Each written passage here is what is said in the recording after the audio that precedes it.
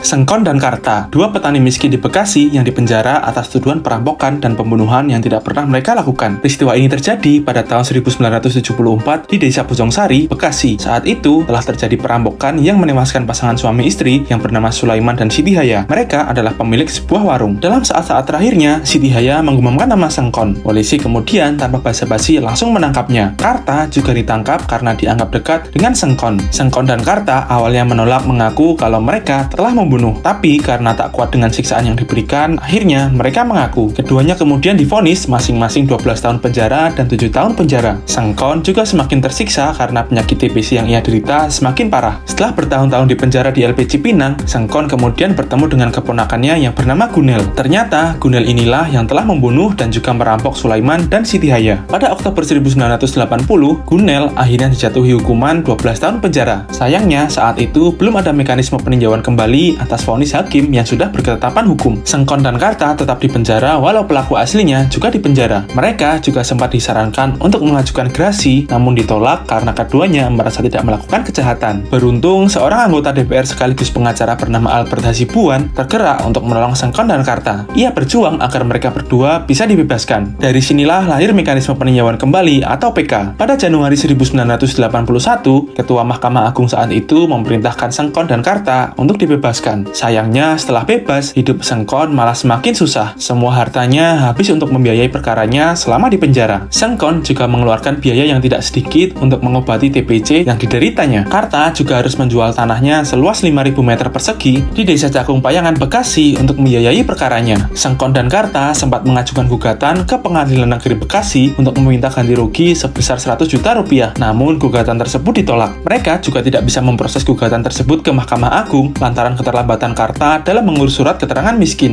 Hingga pada akhir hayat hidup mereka, ganti rugi tersebut tidak pernah dibayarkan. Karta meninggal akibat kecelakaan dan Sengkon meninggal akibat penyakit TBC yang dideritanya.